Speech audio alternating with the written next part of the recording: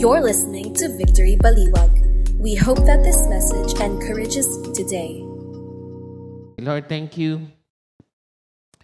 May your word address us, Lord God, in the so many concerns that we have. Lord, I pray that you're going to be with us.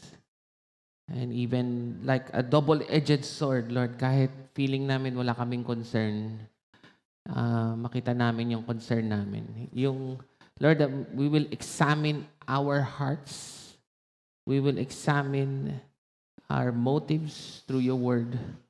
Lord, maraming salamat that we can always turn to your faithful word in Jesus' name. Amen, amen. All right, go ahead and take your seat. Batiin mo naman yung katabi mo ng Merry Christmas. Merry Christmas na. Ang lapit na. Ano na ba ngayon? November 16 na. Ilang days to go na lang, Mem? 14, 34, 39, no? 39 days na lang before Christmas.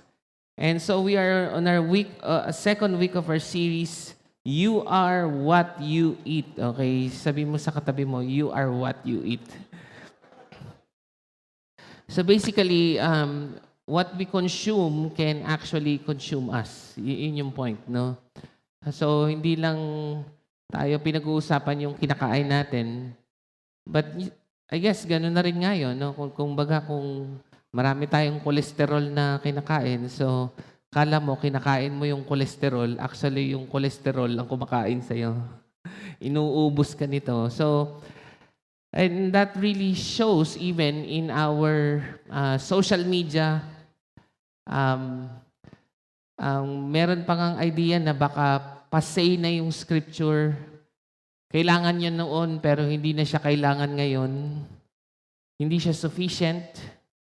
In fact, nakita ko nga itong post na to, yung bagyo, nagpasalamat sa Sierra Madre. Okay, so sabi ko, sino sa inyo nagpapasalamat kayo sa Sierra Madre? Oo naman. But I think, kung meron kang Bible, maintindihan mo, you don't thank Sierra Madre. You thank the God of the mountains. And so, how many of you are grateful na tayo po ay niligtas ng Diyos sa nakaraang bagyo? Come on, palakpakan naman natin si Lord. So why don't we, alam ko, sobrang mataimtim ang dasal natin last Sunday. Dapat maging mataimtim din yung pagpapasalamat. And let us just thank God, not Sierra Madre. Lord, thank you. You are the God of the mountains. And we even remember David say, I look up to the hills. I look up to the mountains. Where does my help come from? My help comes from the Lord, the maker of heaven and earth. Lord, maraming salamat. Alam ko, hindi naman lahat ay nasagip ng bagyo na yan. But Lord, alam ko na ito'y panahon na kami nagsisi, kami nag-realign sa inyong mga kagustuhan sa aming buhay. Lord, at nakita mo yun. Higit pa ho sa aming dasal na humina ang bagyo, ay nagdasal kami na humina ang kapit ng kasalanan sa aming mga puso't isipan. At mas lalong tumibay ang pagsunod namin sa iyong salita. Lord, thank you so much. In Jesus' name, amen, amen. So,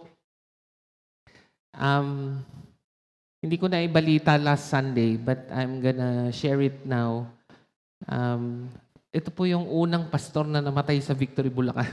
Wala pa pong namamatay. Si Pastor Dennis Aquino, wala akong picture ngayon ko lang naisip.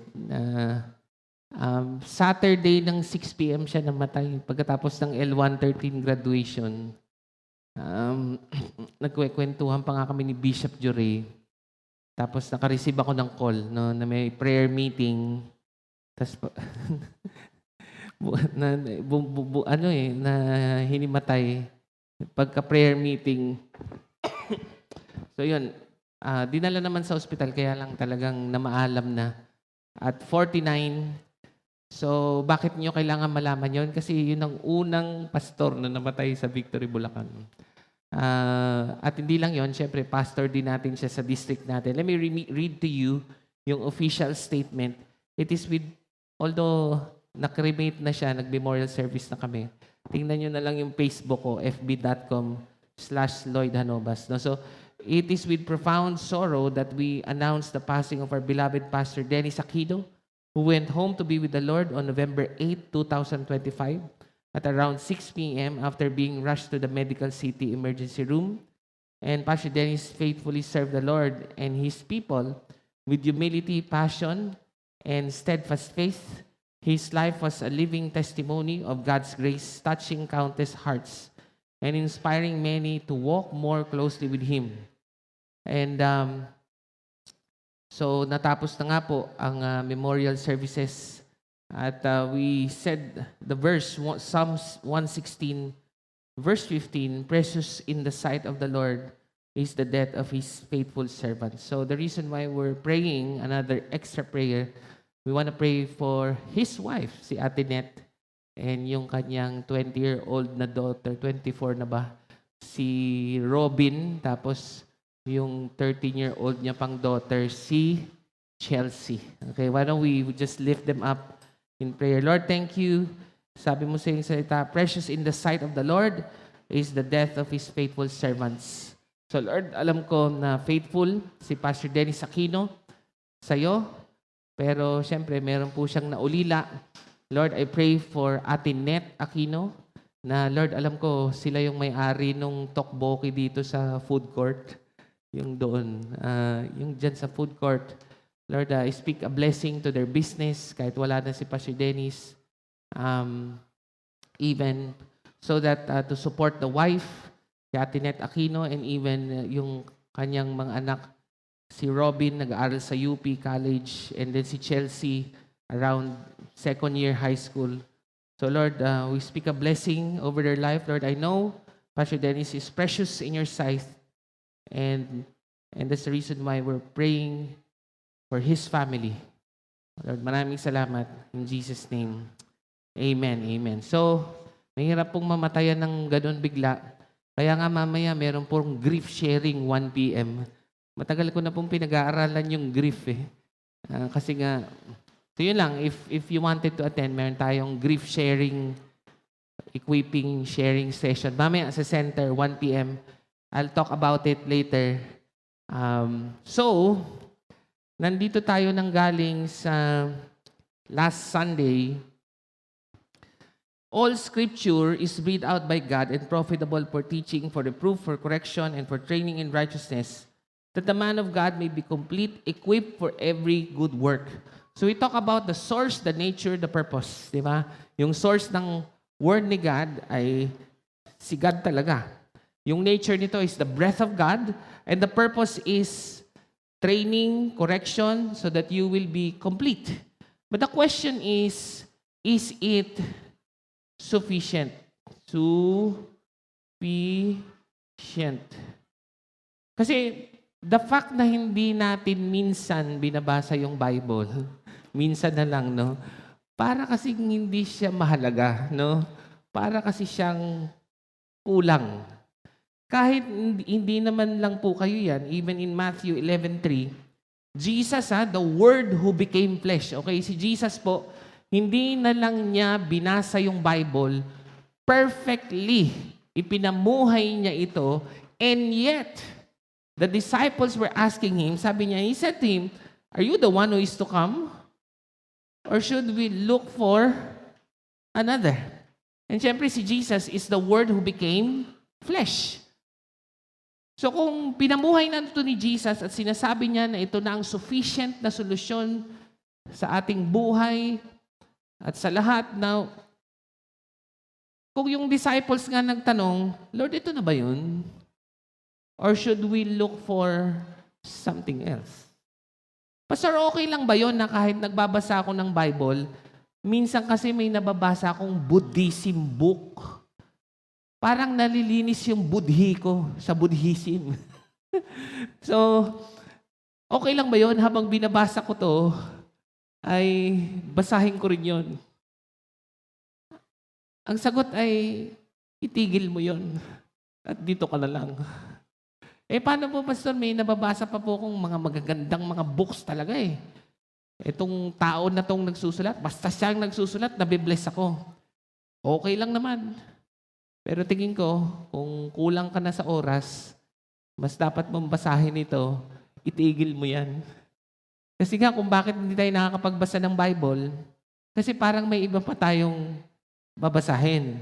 Eh kung hindi mo nga ito nababasa, itigil mo yan. Because this is already sufficient.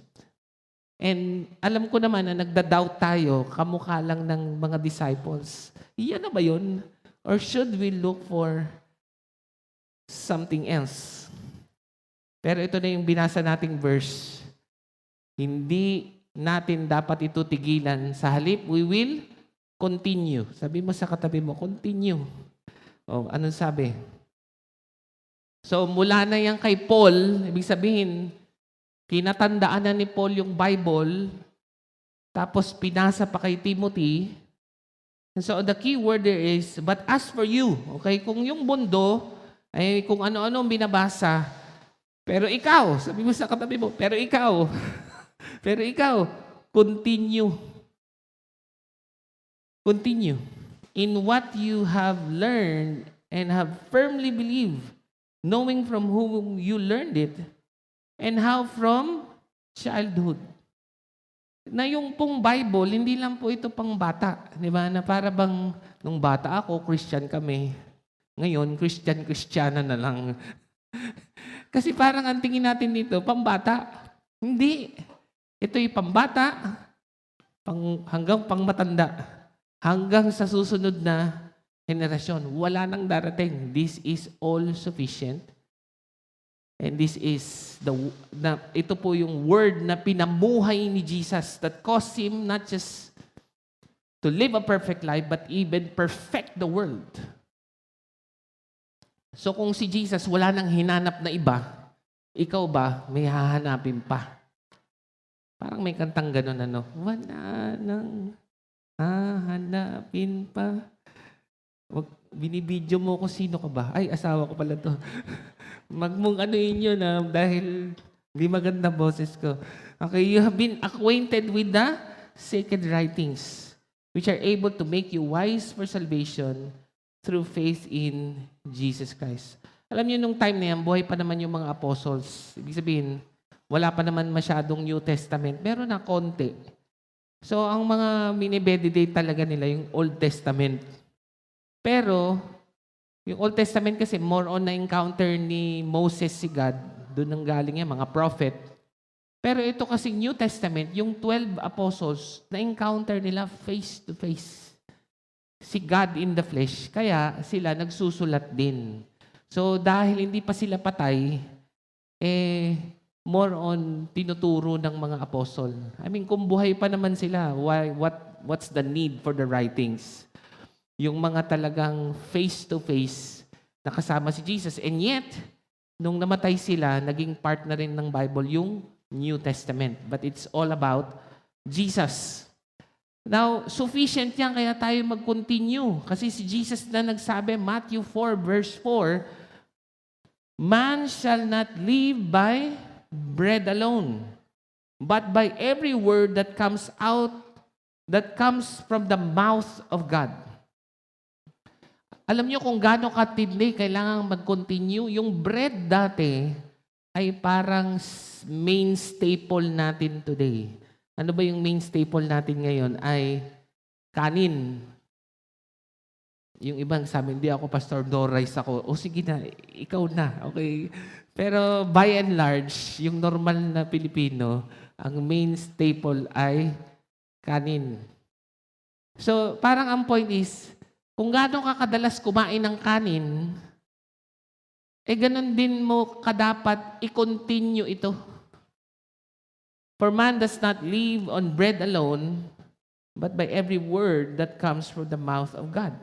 Si Pedro na po mismong nagsabi, ang siyang nagkanulo kay Jesus, pero nung nabuhay na si Jesus, nagbago na ang isip niya. Alam niya ni Pedro na dito niya makukuha ang tapang upang kagaya nung sabi ni Coach Christia ay kamukha nung paano kayo nagagawa ng mga nasa China na kapag preach sila ng word, the word is sufficient. Na ito yung kailangan nila. Tama, yan ang sabi ng dating duwag na si Pedro. 2 Timothy 1:3, His divine power has granted us all things. Sabihin niyo po, all things that pertain to life and godliness. Hindi ko na nilagay, no? Kasi ayoko ng maraming verse dahil malilito kayo. Through the knowledge of Him who called us to His own glory and excellence. So this is the power of God for life and godliness. Mayroon akong tanong sa inyo. Madali bang maging Christian tuwing 8 a.m. Sunday? Amen? Yes, I mean, ang dali, di ba? Madali bang maging Christian ng Monday 8 a.m.?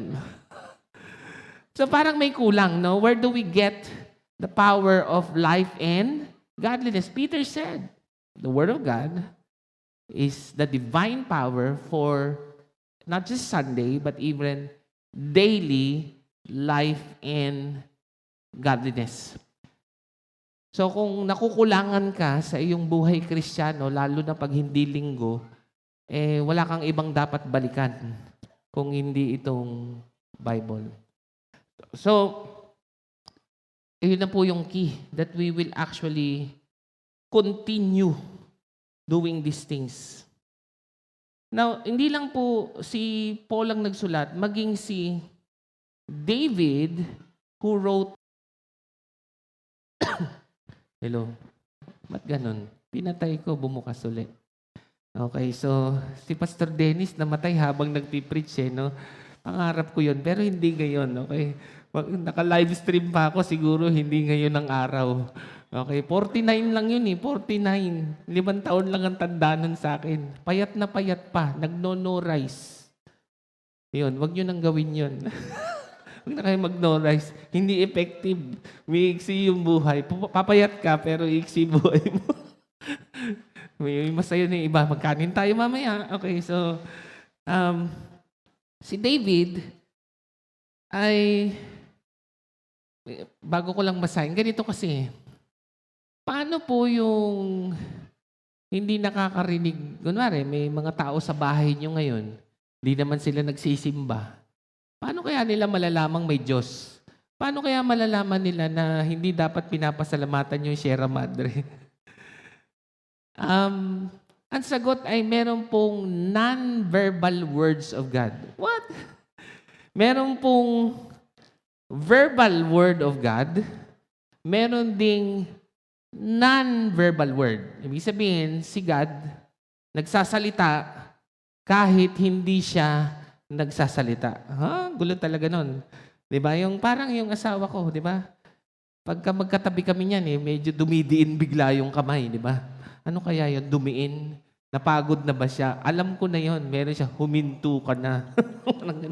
Hindi ko naririnig, pero nararamdaman ko. So somehow, when you look at the creation,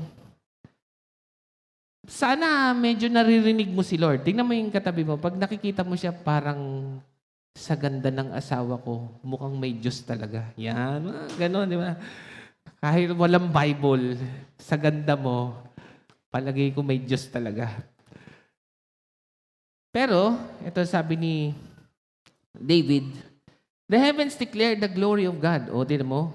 Ibig sabihin daw, pag tumingin ka lang daw sa langit, malalaman mo nang merong Diyos. Kasi saan galing lahat yan? Diba? So, the glory of God, and the sky above proclaims His handiwork. Day to day pours out speech, and night to night reveals knowledge. So, ibig sabihin, day and night, pagka may umaga, may gabi, parang dapat naiisip mo, kinakausap ka ni Lord. Dahil sa pagsikat ng araw, dahil huminto yung bagyong uwan, and there is, tignan nyo to, there is no speech, nor there are words. Meron palang non-verbal word of God. These are non-verbal words of God whose voice is not heard. Ulitin mo. Merong boses. So siguro, nag-iisip yung iba, paano po, Pastor, yung hindi na pupuntahang mga tribo, no? Paano kaya nila makikilala si God? May paraan si God. Meron. But somehow, kailangan pa rin ng verbal words ni God. Example, si Paul. Apostle Paul who were Saul. Paano niya nakilala si God? Bible?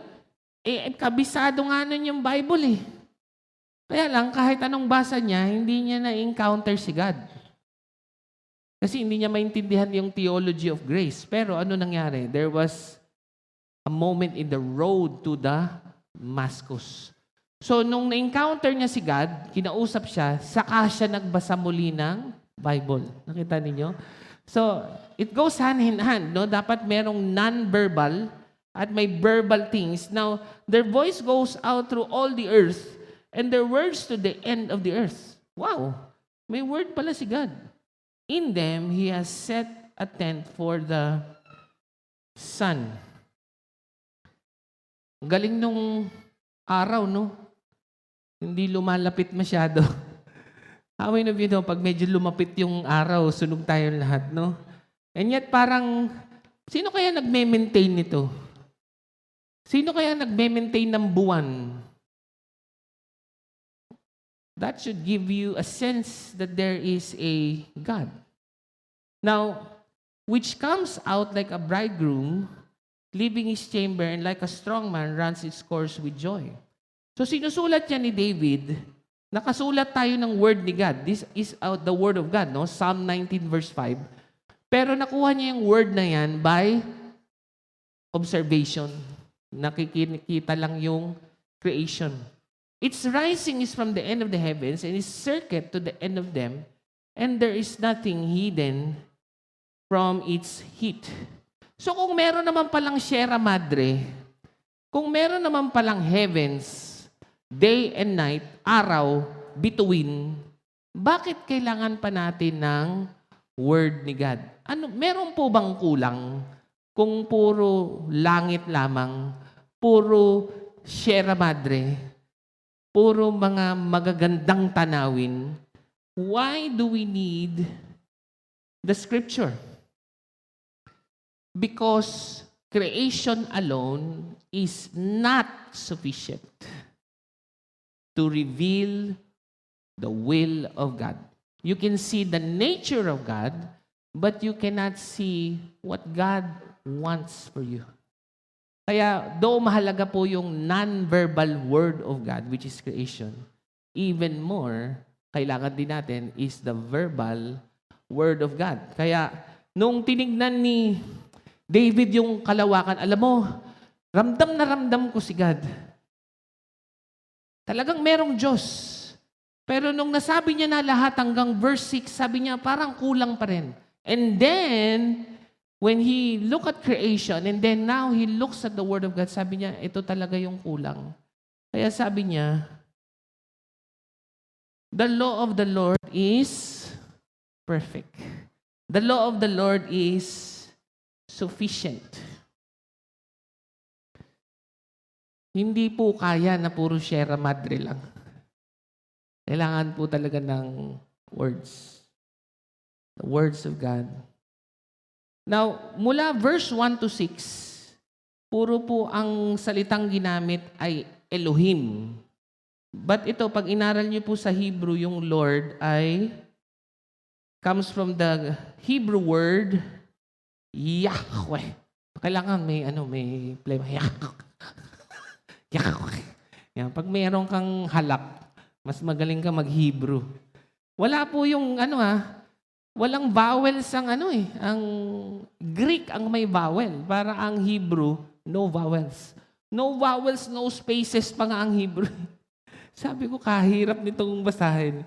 Kaya ang YHWH, no? Yahweh.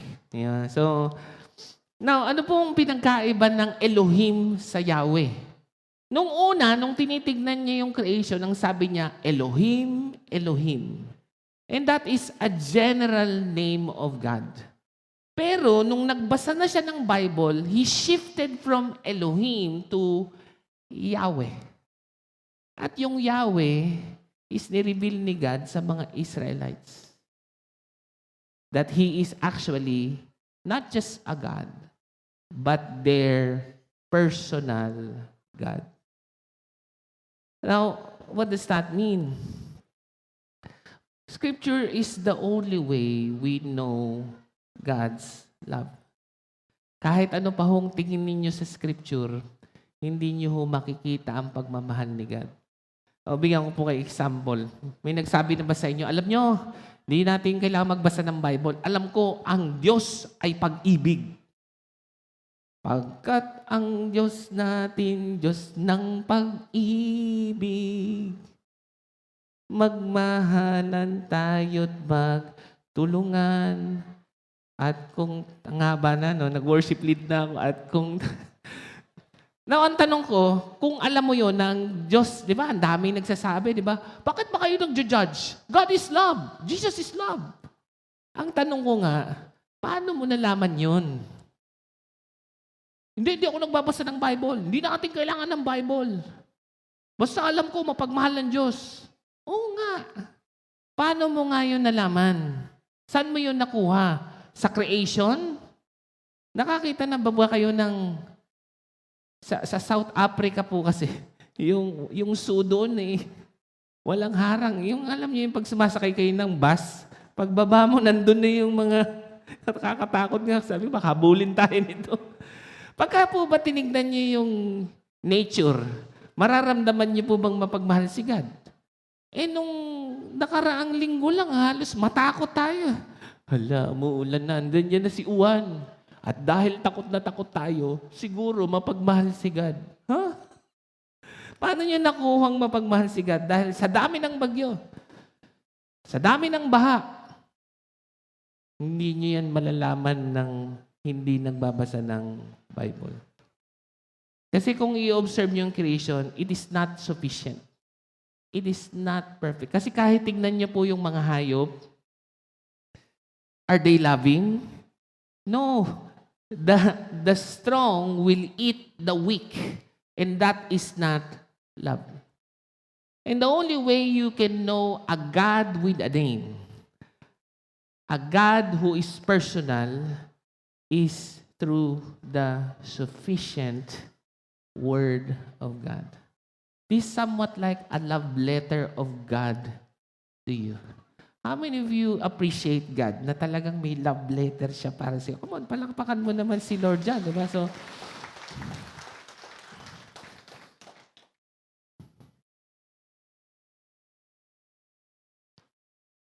So only Scripture reveals God's covenant, love, and intimacy. Because we cannot really see this in nature. Kung walang Bible, talagang hindi mo matututunan ng pagmamahal ni God. The only place that we can learn about a loving God is actually the Bible. Kaya nga hindi natin pwedeng i-reject yung Bible. Ayoko magbasa ng Bible kasi parang napaparepent ako. But that's part of it, no? Speaking the truth in love, no? Truth is not truth without love. And love is not love without the truth. Ano pa ang nakita natin doon sa verse? Scripture alone restores the soul. What does that say? Sabi niya, the personal God, the Yahweh God, is perfect and He is reviving the soul. The Hebrew verb is repairing a destroyed house. Can you imagine yung mga nasirang bahay doon sa Cebu? Siyempre, wasak na wasak sila. And yet, somehow, pag biglang may tumulong sa kanila na i-revive, i-restore ang kanilang kinalakihang bahay, then not only will the house be revived, even your soul. Ano na lang ang gagawin mo when you are faced with crushing of suffering outside of us? I mean, think about it. Siguro, kayo kasi hindi niyo masyado kilala si Pastor Dennis Aquino, no? Kasi ako, 2011 pa lang, mag-isama na kami. Pareho pa kaming admin nun. Na-hire siya admin din ako. Hindi ko nga alam paano pa nakakaano eh. Kagabi, 12:00 na. Nakikipagkwentuhan pa rin yung mga taga Victory Plaridel. Nagugulat nga ako eh, Pastor. Punta kami dyan sa Baliwag. Magkakain kami ng puto bongbong. Sama ka. Sabi ko, ano ba kayo mga taga Plaridel na to? Nakikipagputo bongbong pa sa Baliwag. Nahiya naman ako eh. Nandito na ako eh. Alam ko naman di ko punta. Pagpunta ko, talagang kwentuhan ng kwentuhan. Hindi kasi sila mahirap kasi. Parang it's a suffering. But how do you, hindi ko nga alam paano pa nakaka-preach kasi napuyat na ako kagabi, kakakwento. Tapos pagising ngayon, encourage ko pa kayo. Pero ang totoo, excited pa rin ako. Excited ako. Kasi ito yung sikreto.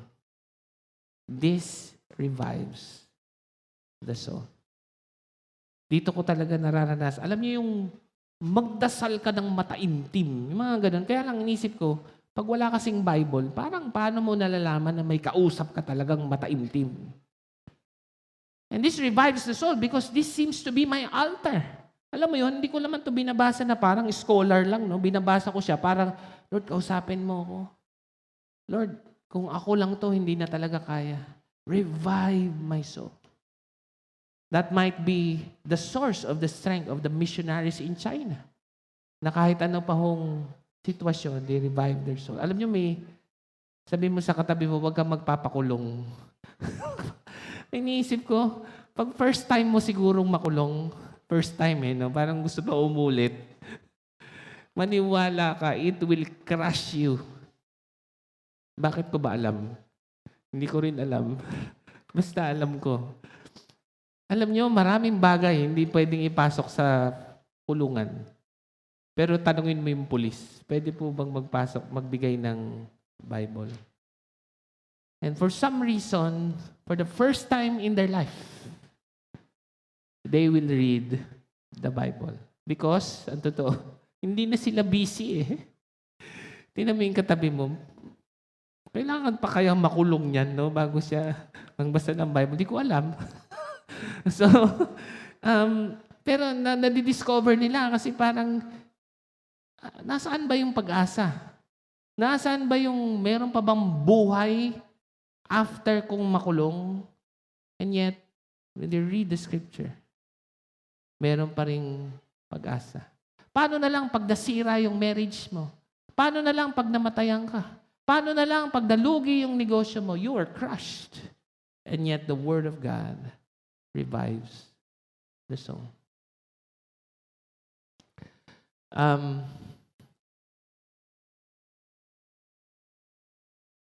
Kasi pag tinignan niyo yung malaking mundo, parang ang laki-laki ni God. Does He even care about you? Yung politiko nga hindi mo alam. Siyempre, marami naman silang, di ba? Marami naman silang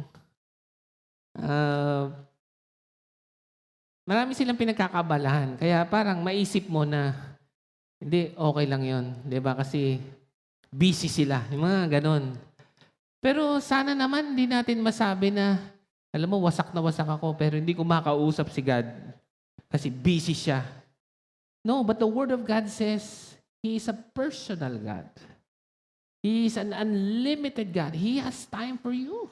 Just open the Bible and He will restore your soul. Now, mga kapatid, wag po yung parang cellphone na naman. Minsan kasi yung Bible, parang ginawa nyo pang widget. Yung gano'n, yung para bang cellphone na naman. Parang gano'n, no? Di ba pwedeng buksan nyo na lang? Tapos, usapin mo lang si Lord. Basahin mo. And it will revive your soul. Ano pa ho? Scripture reveals the grace of God. Anong sabi ni David? The fear of the Lord is clean, enduring forever. The rules of the Lord are true and righteous altogether, more to be desired than gold. Grabe, no? much fine gold, sweeter also than honey comb. Yung Bible daw, every verse is more valuable than gold. Pag gold, ibig sabihin, pinakamahalagang bagay. So, 66 books in the Bible, para tong buffet, no? Napansin nyo ba? Sino sa inyo gusto nyo ng buffet? Ayaw nyo. Di ba, masarap pag buffet, di ba? Para pong buffet ito eh. 66 books. You're not reading one author, although it's one author, it's God in 66 different books. Pero anong ginagawa sa buffet? Minsan, ayaw mo yung mga nakakain mo lang ng araw-araw, di ba? Ang gusto mo, pahingi nga ng steak. Di ba? Alam mo yun, parang buffet na siya, pero parang nakapila ka dun sa isang lugar. Tapos, parang tinatago pa nung chef, no? Meron pa, mamaya na po, balik na lang kayo. And, yun ang limit ng tao eh. Ang tao, pag gumawa ng buffet, hindi talaga totoong buffet. Tinitipid din nila yon. Parang nasa lang yung pagbibigay, no? Baka maubos. Meron din lang silang limit.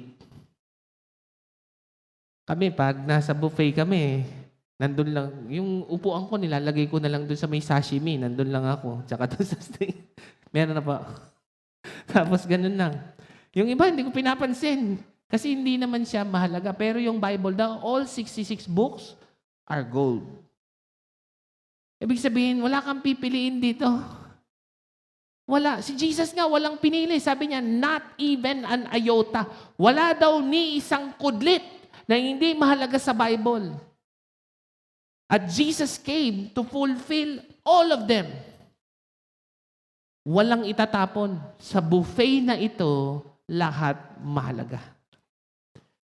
Kaya, you read the Bible. Iniisip ko nga, kung gusto nyo yung gano'n, mini, miny, okay na. Basta naisip ko lang, kung napunta ka sa chapter 7, kung gusto mo, medyo simulan mo sa chapter 1. Kung gano'n lang.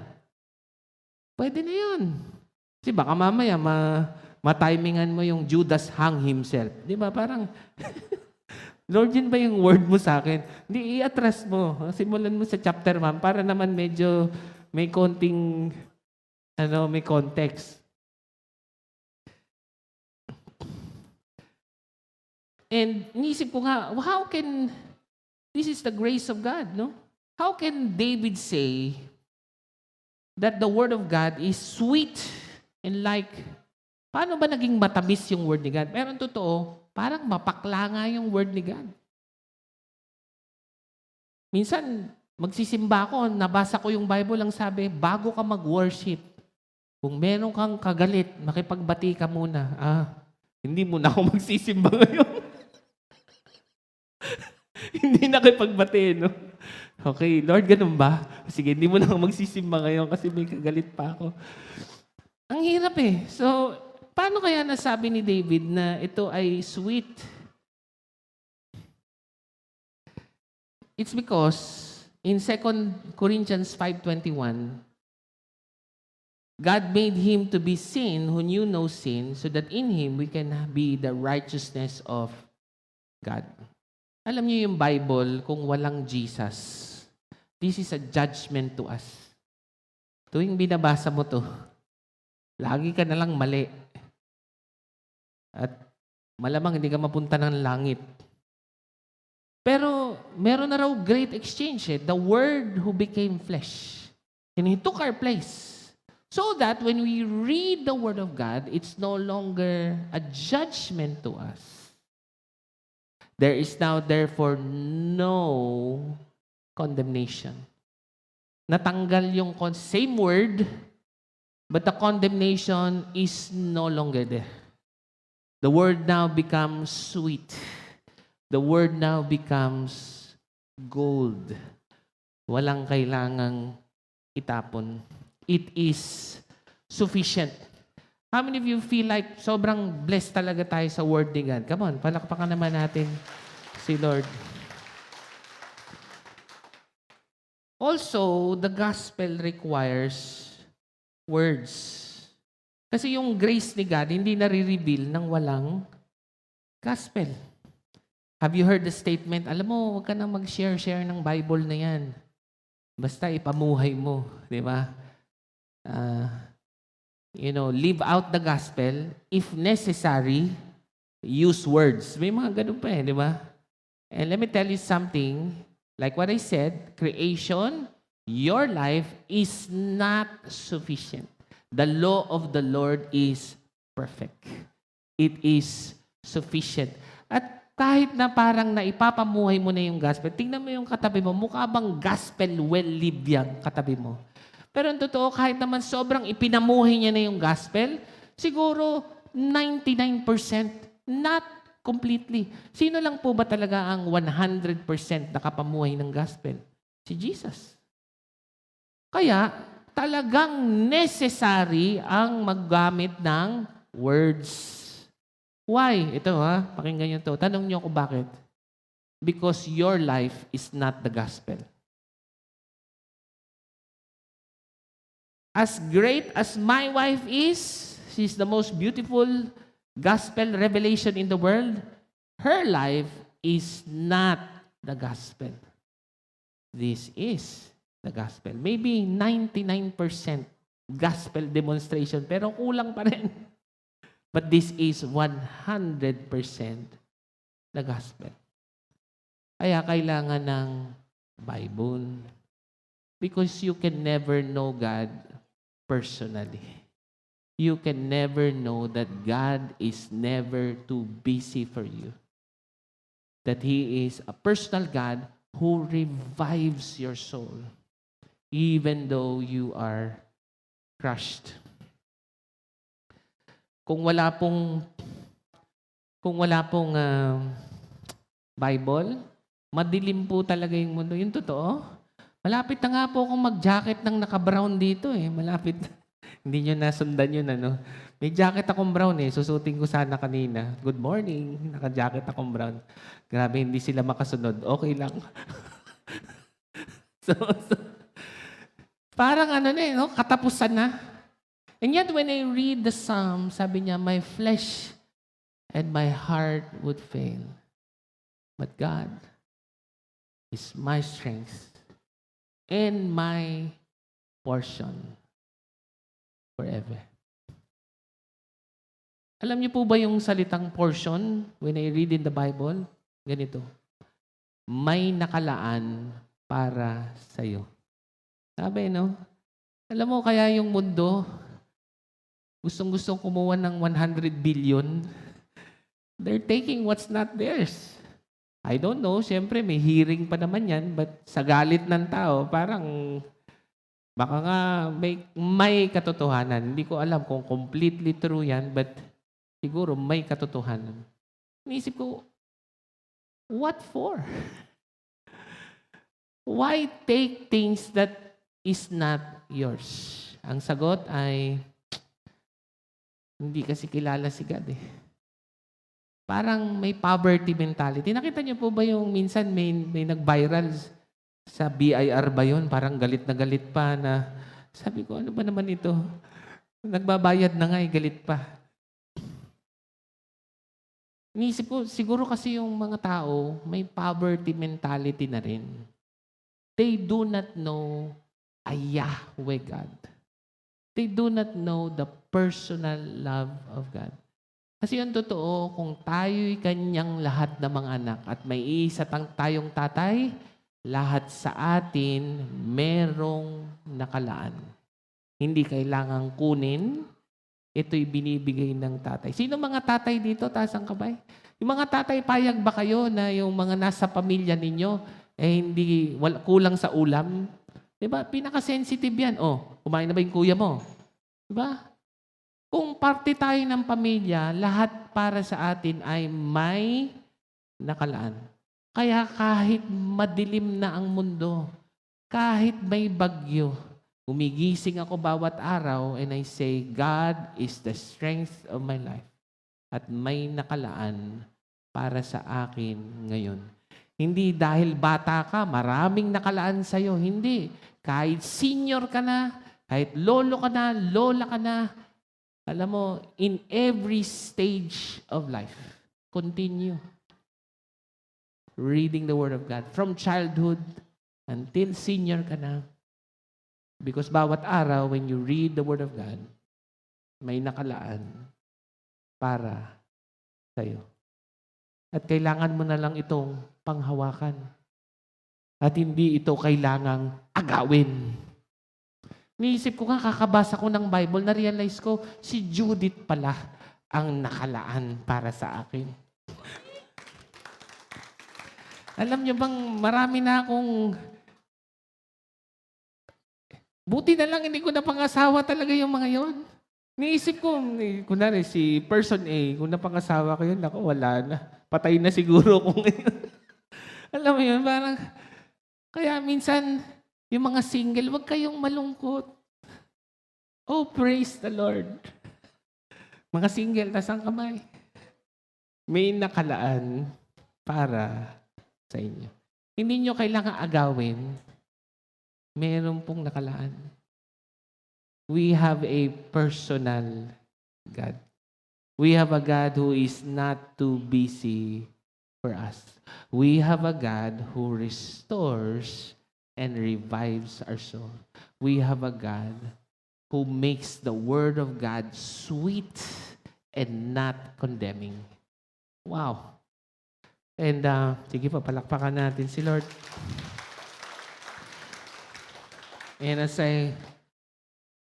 yun pala yung isa ko pang point, no? Only the Bible gives assurance of eternal love. Sufficient. Hindi na lang yung Word ni God sufficient sa past, yung Word ni God sufficient sa present, pero yung Word ni God sufficient din sa future. May nakalaan para sa iyo ngayon, meron ding nakalaan. Great White Throne, di ba? Great White Throne, meron. Kahit sa hindi ito mauuwi sa wala. Kaya, your labor in the Lord is not in vain. Kahit nahirapan ka, continue in the Word that you have studied from childhood. Dalawang bagay lang po yung gusto ko ipag-pray, no, as you, we call on the music team. Paano po ba magiging katulong-tulong po? So, sufficient na yung Word ni God. Ang concern po talaga, paano ba natin ito tinatanggap? Una, mga kapatid, ay we need to examine your heart with the Scripture. Ikaw, alam niyo kung bakit hindi ito nagiging sufficient? Kasi habang nagbabasa ka, ang naisip mo, alam mo, para talaga to sa kapatid ko eh. Sinungaling talaga siya. Alam mo, sufficient siya, but it doesn't work. Because you are supposed to examine your heart. Examine natin ang ating puso. Hindi po ito magiging sufficient kung magiging para ito sa iba. Kaya minsan, tingnan nyo, no? Pag may nagpipreach, ang ina-examine ninyo yung pastor. Alam mo, yung pastor na yan, ayoko yan. Nakakatamad. Ito, nagpapatawa, hindi naman kalbo. Mga ganun. Alam mo yun, parang, nagbabasa tayo ng Bible. Paano ba ito magiging sufficient? Kung nagbabasa na nga tayo, ang ini-examine mo, yung nagsasalita, hindi ikaw. So, examine yourself with the Scripture. Huwag kayong mag-alala. Hindi naman kayo condemn ni God. Bibigyan nga kayo ng restoration. Reviving. Pero pangalawa, also examine the Scripture. Kasi minsan, baka mamaya, sobrang hindi na nating pinupuna yung nag-share ng word. Baka mamaya, sobra mo namang idol yung pastor. Mamaya, ako yun. Mamaya, mambabae ko. Wag na lang pala. Wag iba na lang. Baka mamaya kung anong magawa ko sa buhay ko. Paano ka na lang? Ang dapat mong intindihin, examine mo yung sarili mo. Wag yung nag-share ng word. Pero i-examine mo rin yung word. at hindi ka nakatingin sa tao. Yun, sufficient.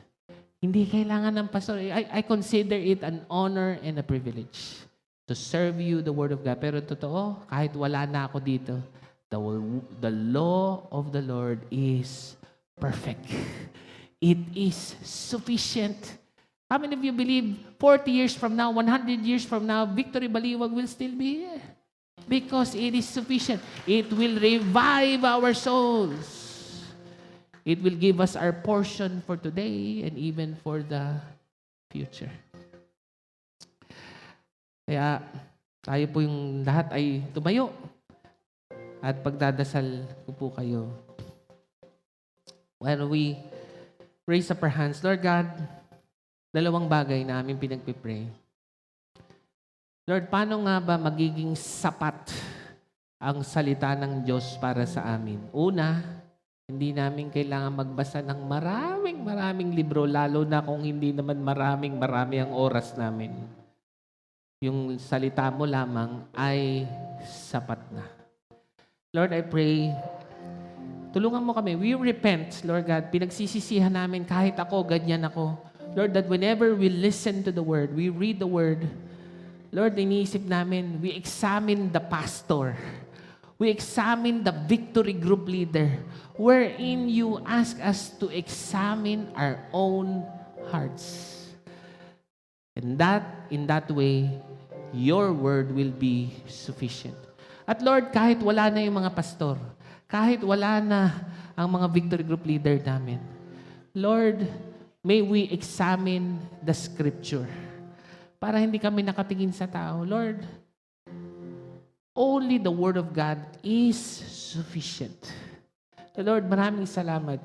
Dito ang pundasyon ng iyong simbahan dito sa Baliwag, ng aming mga pamilya, ng aming mga negosyo. Lord, marirevive yung lahat. Lord, magkakaroon ng buhay. Lord, because hindi ka sobrang busy. Hindi lang ikaw ang Elohim na Diyos, pero ikaw ang Yahweh na Diyos, personal, habang binubuksan namin ang iyong sufficient Word of God. Lord, maraming salamat as we worship you. Jesus, the Word fulfilled. Dahil sa ginawa ni Jesus sa cross, wala na pong condemnation. At hindi lang sapat ang iyong salita. Ito po'y sweeter than honey and even finer than the finest gold. In Jesus' name, amen and amen. Let's respond in worship to God. Thank you for listening to Victory Baliwag Podcast. Follow us at Victory Baliwag on Facebook and YouTube for more details as we honor God and make disciples.